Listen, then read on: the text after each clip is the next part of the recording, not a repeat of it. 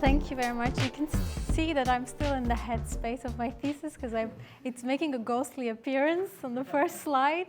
I'm still haunted by it, but it's also, the title of the talk is the part of the title of the thesis, and I'm going to actually be drawing a lot on the thesis in this talk, and also a little bit on the article that I published from it, but maybe a little bit less. So the talk will give the context of why that I wrote that article, I guess, and then we can talk more about that if that's what you're interested in. But before I get into that, I want to thank Jamie, Carolina, Chris, and David for inviting me. I'm so honored. This is my first invited talk, so apologies if I don't do it right, but I will try my best. And also, I'm excited to be celebrating the submission of my thesis with all of you. So I wanted to start with these 3 books to sort of set the scene. And 2 of them are probably more familiar to you than the third one that I had to dig up for the purpose of making an argument. It's the first book, Caught in the Net, that articulates this new phenomenon of internet addiction back in 1998. Well, that's the claim of the author. I'm not sure if it was actually articulated before, but what interested me about this book was how both the author, who's a psychologist, and the people that she interviewed who were, well, self-diagnosed internet addicts, spoke of their experience with the internet and how they made sense of their own addiction, which is quite different from how we speak about, relate to internet addiction or our interactions with digital objects in general. Namely, that people got addicted to either chat rooms or to the endless possibilities for knowledge that the information superhighway offered them. So people would feel attractive, intelligent, more valued when they could be anonymous online, and they would spend more time chatting with strangers than they would with their spouses, friends, or families, or children. Or they would spend hours checking out facts, statistics, data, and the author says that browsing thousands of web pages on your favorite subject can capture your mind's full attention. So it was rather the vastness of the internet than the endless possibilities that it offered for fulfilling one's curiosity and need for sociality that addicted people, that hooked people online. When we come to today and look at, different forms of addiction, like smartphone addiction, social media addiction, what we see, the framing of it is quite different and actually closer to the second book, which is about machine gambling and gambling addictions. That was actually researched around the same time as the other one. And it sort of speaks to, it's a key intervention in the, psychological and social research into addiction, in the sense that it tries to see addiction not as something that happens in the mind of the individual, but rather in the interaction between the person and the machine, and something that is designed, that is engineered. So there's a host of design interventions that goes into devising that encounter of addiction that makes the experience itself more appealing to the person. So that understanding of addiction as something that is engineered is the one that we have today with platforms. And that argument reaches its height with this book that says that platforms not only can engineer addiction, but also all sorts of behavioral phenomena. And obviously, a lot has changed since 1998 to 2019 in the sense of how internet is organized and also monetized. Namely, we see the rise of the platform economy and the platformization of web. So we do see a change. And we also, the superhighway becomes clusters of walled gardens that are tightly controlled. And platforms are, not only are they not neutral intermediaries, but they also make money out of the close control, tightly controlled interactions that users have within their ecosystems. So we see arguments like platforms engineer behavior just because they are big, right? But the bigness could also mean that it's harder to design the environments because there's a lot to control. And that's one of the arguments that Paul Derish, who's a computer scientist and a social scientist, makes in relation to this allure and paucity of design, in the sense that we now have a lot of design around, but also probably less design, because the way that we encounter computational infrastructures is more compositional than the idea of design allows for. For example, Doris says, over 100 apps on my phone, every one of which is the outcome of a design process, yet each one of those processes are constrained by the boundaries of each individual app. And as the owner of the phone, my experience of these apps is not of each app individually, but as a set of apps collected on my phone. So compositional experience is the norm, yet compositional experience escapes the boundaries of design practice. So we also have this alternative idea of looking at platforms and our interactions with it, but that's not the predominant way. But I said I would talk about nudging, so not design per se or addiction, but that's sort of the background of it. And my claim in the thesis is that actually we don't only relate to our interactions with platforms in these terms of being design environments or being environments that sort of enhance addictions, but with the specific frame of the nudge, which is to suggest that the mode of design that is the most active in the platform economy is the one in which small and subtle and suggestive interventions try to provoke certain kinds of behavior in powerful yet predictable ways. So one high-profile and recent example of this type of focus on specific isolated interventions and how the effect that they have on user interactions, behaviors, actions is actually offered by a recent US Federal Trade Commission lawsuit against Amazon, which is the third lawsuit in the Commission's inquiry into the company's alleged anti-consumer and anti-competitive practices. And the lawsuit focuses on Amazon's Prime service, and particularly the user flows that allows users to either subscribe into the service or cancel the service. So the lawsuit alleges that there are these so-called dark patterns or manipulative design elements that tricks users into doing something they haven't actually intended to do. So either subscribing into Prime without actually intending to, or not being able to cancel because they are thwarted from canceling. And the company allegedly named the cancellation process as the Iliad flow to refer to Homer's arduous, long Trojan War, and slowed or rejected user experience changes that would have made Iliad simpler for consumers because the changes adversely affected Amazon's bottom line. And the lawsuit features a detailed breakdown of these flows, an app walkthrough, if you will, showing all the different kinds of elements that the user encounters at each turn when they're trying to cancel Prime. And this is not the only example in which we encounter this idea that these small design interventions have big effects on our interactions. You're probably familiar with Uber nudges that are implemented to drive drivers to work longer hours than they intended with things like the automatic queuing of the next ride, which is a similar tactic that's used by social media platforms like YouTube or Facebook. This idea of autoplay or infinite scroll that sort of is predicated on our default bias to continue watching something or consuming content rather than stopping to watch. So we end up with apologies from the inventors of these design interventions, like the infinite scroll. Inventor apologizes for contributing to rising rates of social media and smartphone addiction by removing frictions that pagination has created. We also have the inventor of the like button apologizing.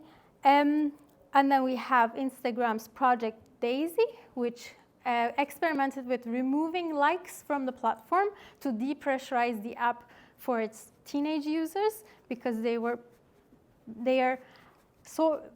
bias for social comparison was being activated by these. So all these small design interventions are linked to cognitive or behavioral processes and are said to have predictable effects on people. And this idea comes from nudge theory of Richard Taylor and Kastenstein, which is, have you ever heard of it before? No? Yes? Nudge theory was it's quite influential in the UK in the policy making circles, but it also had a dynamic, good career in commercial domains as well. So nudge theory is this idea that small alterations into the choice environment of people can change their behaviors in predictable and powerful ways because the changes work with cognitive biases that people universally have and are identified in the behavioral economics literature through field experiments. Mostly these experiments are built on randomized control trials, which are seen as the highest form of causal evidence in medical interventions. So things like the biases can be things like loss aversion, decoy effect, status quo bias. So the shortcuts that we take when we're making decisions or making judgments that are used to design environments in order for us to take decisions that are in our best interests, but they can also be used by commercial actors to help to make us take decisions in the best interest of the platforms. So this idea had a very successful career, unleashing a network of expertise. A lot of people rebranded, thousands of individuals rebranded what was once their expertise in consumer research or market research or product design, product strategy as being on human behavior, on being on behavioral science. And especially the network is active in domains of advertising, marketing, software product development. Now, I'm interested in this network for how it expanded, and in the thesis I try to understand its expansion not by reference to the effectiveness of the techniques, but rather the different social and cognitive reasons behind the spread of the network, both in terms of how the demand for it is created, why businesses think this is a good idea, but also how the supply for it is created, in the sense that how is it that over the course of 15 years since the publication of Nudge, thousands of individuals could just clothe themselves in behavioral science and move it into their respective fields, right? It's not really easy to become an expert on something, or at least for your claim to be successful to an expertise. But somehow nudge theory and behavioral economics accomplished that, and the thesis tries to understand the reasons for it. There are certain figures that have popularized these ideas in certain circles. One of them is Dan Ariely. You might have heard of it. He's one of the celebrity behavioral economists with TED Talks that have millions of views. He's also the founder of a behavioral economics consultancy in Silicon Valley that's called Irrational Labs. He's also the chief behavioral officer of Lemonade, which is an insurtech startup. He's also the target of multiple data fraud and manipulation allegations currently, and we can talk more about the different controversies that behavioral economics is going through, if that's something that you're interested in at the end. But for our purposes here, he's one of the people that really popularized these ideas in Silicon Valley. But we also have figures like Rory Sutherland, who is a former president of the Institute of Practitioners of Advertising, that made it his sort of goal to embed behavioral economics in advertising when he was the president. And these figures organize these events like Startuponomics or Nudgestock, Habit Summit, which actually had Natasha Doyuran, the author of Addiction by Design, as a guest speaker, so there's an interesting connection there.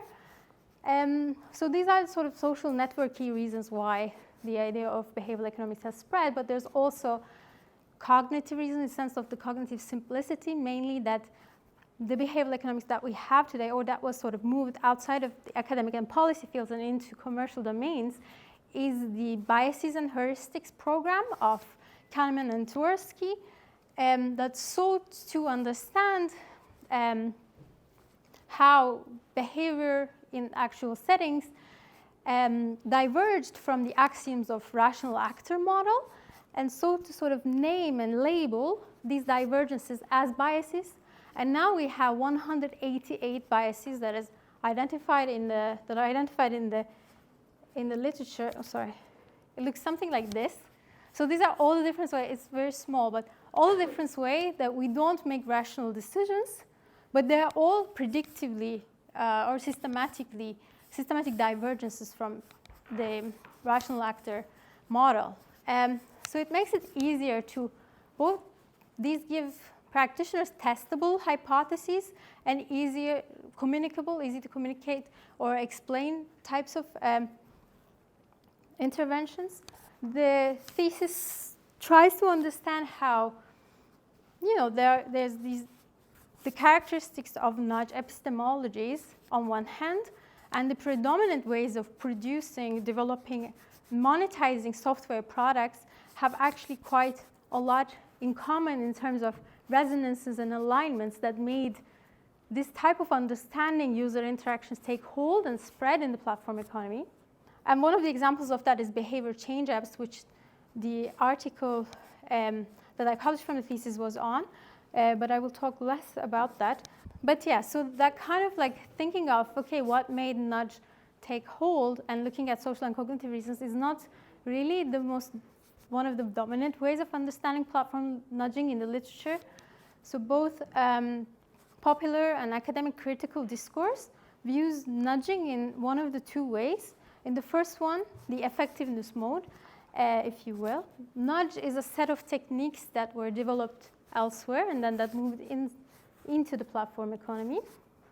One example of that is offered by the ex-Google executive Oxford Tech ethicist James Williams, who says that designers of websites, apps, and platforms have been exploiting the catalog of decision-making biases that psychologists and behavioral economists have been diligently compiling over the last few decades. So to go back to that, the argument, the claim is that these biases are the things that inform particular design decisions that are made when designing the interface or the algorithm. But of course, I mean, this idea of nudging being linear applications of behavioral economics theories or findings kind of should elicit some fundamental science and technology studies sensibilities, namely that innovation is never linear or a faithful transmission is a rarity, and if it occurs, it actually requires explanation. In the second mode of platform nudging, we see nudge as being a form of governance. An influential example of that is Karen Jung, who offers this concept of hyper-nudge to refer to how all big data-driven decision guidance techniques work. So an example might be Google's search engine. Because Google's search engine designs the informational context of users, what they will see in the first page when they make a search inquiry, that the search engine itself nudges users to take certain actions. So that's sort of like how nudging is approached as a form of control and governance that the platform exercises over users. And this idea of, subtle suggestions appears to straddle well, seeing platforms as either markets with multiple sides or markets as surveillance systems, because as with libertarian paternalism, which is sort of the broader idea of nudge theory, it both allows for autonomous decision to take place, but it also warrants concern for the fact that there is a bit of control. Now, why I'm telling you all of this is because I'm actually offering a third way of looking at nudging in a thesis, which is to see it as work that is practiced in an organizational setting as a business practice. So this is what some people do for a living, and try to understand it within the proximate setting of the situation rather than with reference to these ultimate aims. In order to do that, I interviewed 30 people that self-identifies with the behavioral expertise network. So they sell their expertise in behavioral science. 10 of these interviewees ended up working for or with platform companies which is a quite lucky occurrence because it's really hard to actually get access to these companies due to their secretive nature. But because my interest was in such a sort of an oblique angle into the platform economy that behavioral expertise was, that it allowed me to have a view on platform companies. And I was interested in the practical organization and the epistemologies. What that means is I asked interviewees about how product decisions are made, how they are evaluated, how they know when something works or not, and what makes up what they know, how they know what they know. I also probed about organizational structures and institutional arrangements, mainly between consultants and clients, the different forms of knowledge or expertise or artifacts and data that bear on product decisions. Ultimately, I tried to understand why is it that nudging is so ubiquitous online, but trying to find reasons for it within the proximate setting of the situation rather than, with reference to surveillance capitalism per se. So that turned out to be actually a productive angle to revise some of the received ideas about nudging, but also to reiterate, to have a bit of a view, even though it is partial, inside the platform companies and how work is organized and evaluated within companies themselves. I borrow Lucy Suchman's keyhole metaphor, which she uses with reference to the limited obstructed view that expert help systems that were embedded in photocopiers had on their users, as though they were looking through a small keyhole and they couldn't really understand all the actions that were being taken place around the machine. Platforms are known for being intrusive rather than having a limited point. So the second meaning of the keyhole metaphor is also relevant here. But just because they have a lot of data points on users doesn't necessarily mean that they have a better understanding of the user. So that's like one of the tensions that I'm working with here. But the other one is also sort of reverting the gaze and looking inside the platform company rather than platforms surveilling their users. So yeah, to go back to nudging, what I found out quite, and I was expecting it quite quickly, is that the practical uptake of behavioral economics findings or theories is very, very limited. One behavioral economics consultant, so the person who says this is a behavioral economics consultant in Silicon Valley that's been working there for almost 20 years. What he says is, whatever an outsider believes, it was not the case that the behavioral econ lab of Uber had any impact on actual product decisions. They were much more of a prestige, this window dressing. Uber is known for having a dedicated behavioral economics team, but it's not the only company that is being sort of in the media for, using behavioral science and behavioral scientists to guide product decisions. But it's quite, I think, an important finding that even the companies that have behavioral economics teams actually behavioral economics doesn't have as much of a purchase within the company on actual product decisions. Another interviewee who was a senior user researcher at a sharing platform company provides a bit more context into that by saying that any time you open a major app, you're probably in and out of dozens of experiments with the page, small changes that you don't even realize. There just aren't enough trained behavioral scientists to be driving those changes because product teams are testing change after change and keeping what works. Now that idea of, platforms running thousands of experiments, daily experiments on their users is not unfamiliar to the literature. We have it as, the permanently beta or testing is no longer a cutoff point, but is embedded in both the socio-technical systems through which we experience sociality. But literature has mostly focused on the effects of this continuous ubiquitous testing on organizational forms and how sociality is experienced, whereas here I'm trying to draw attention to how testing also impacts how the work of product development is organized and how its evaluation is organized within companies.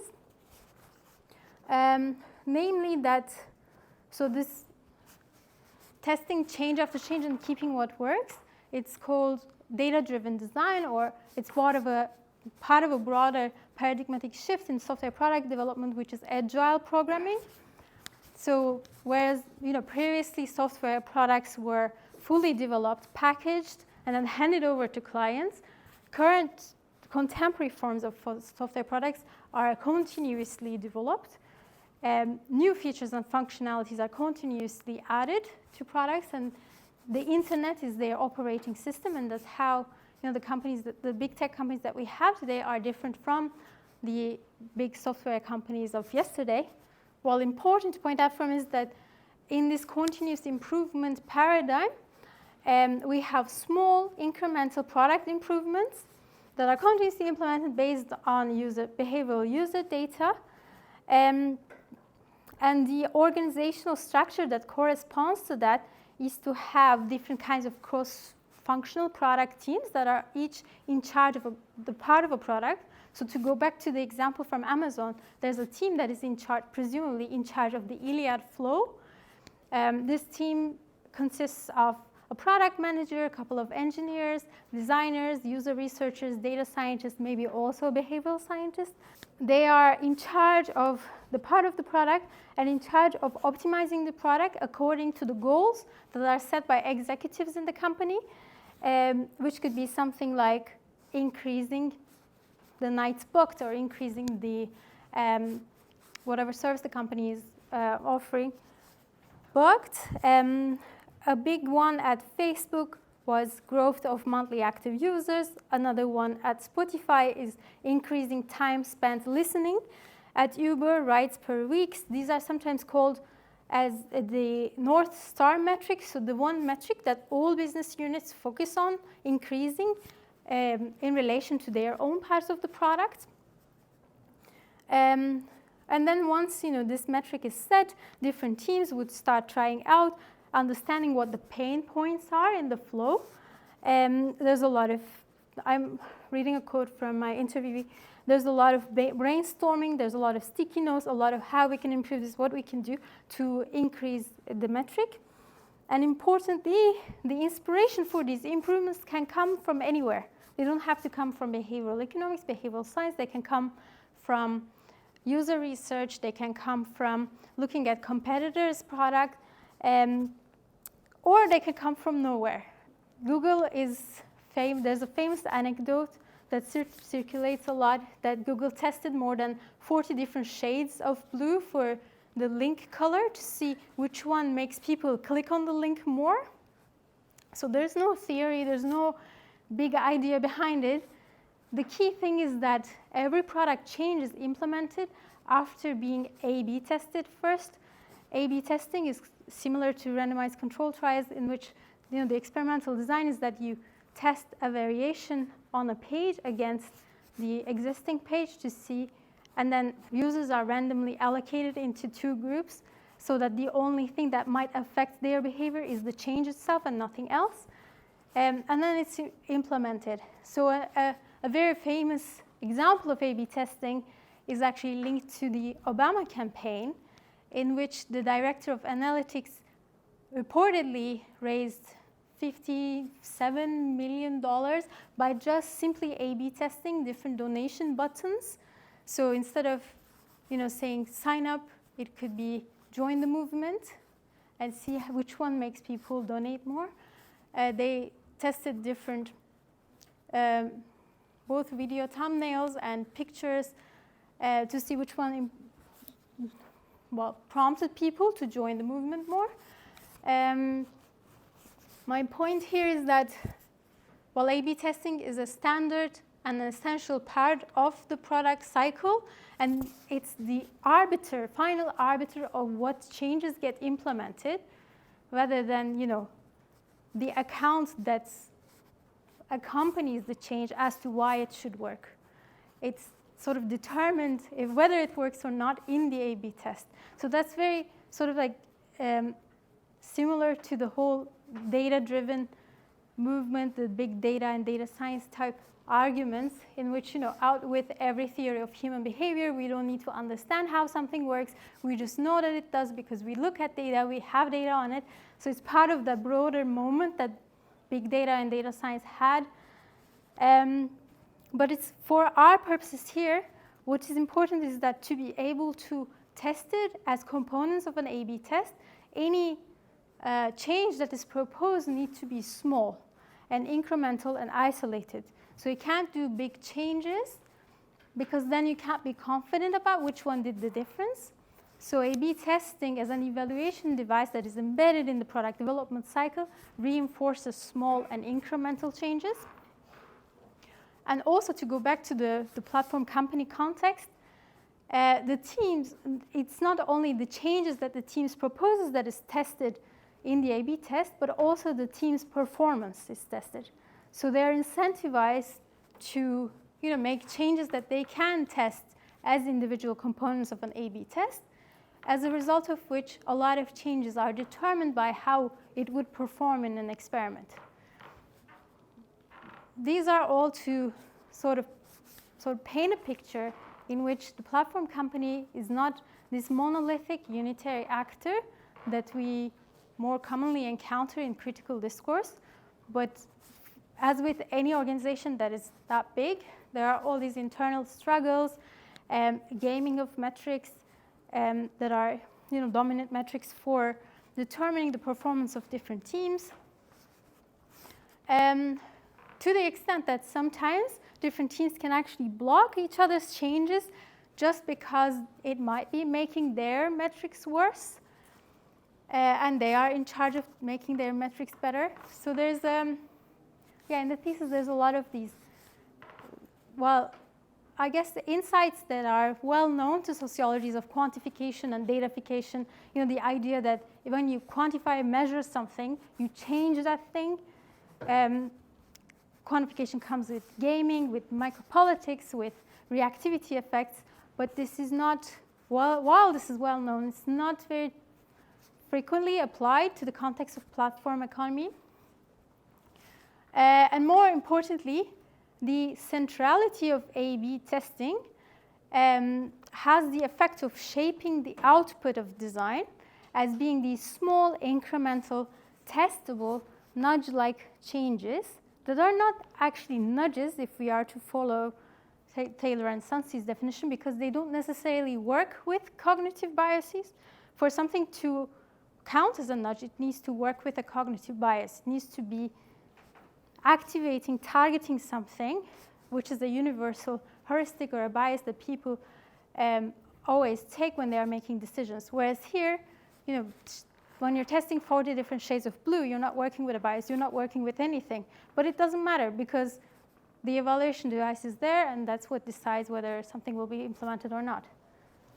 So the reason that I've been stressing that point is the big argument of the thesis is nudging is not a set of specialized techniques that were discovered somewhere and then moved into the platform economy, but rather it's an emergent effect of the existing and predominant modes of developing software, monetizing software, organizing work in platform economies that reinforce small, incremental, iterative changes into the products of the platform economy. That was actually most of the things that I had to say, which, and just a small note on governance. So critical software data algorithm studies urge us to study the modes of production of algorithms, data, and software if we want to regulate it better. So this is sort of joining that call. There's also the nudge controversies, which make it, interesting to study nudging in a context where it's supposedly taken up, but it's not really nudging. But yeah, so this is the article if you are more interested in this type of research that you can check out. I also wanted to just plug in our platform social group, which is for PhDs and early career researchers. We do hybrid events. That's mainly why I'm inviting you all. We have reading groups, talks on platform economy and to an extent digital society. And that was actually all that I had to say.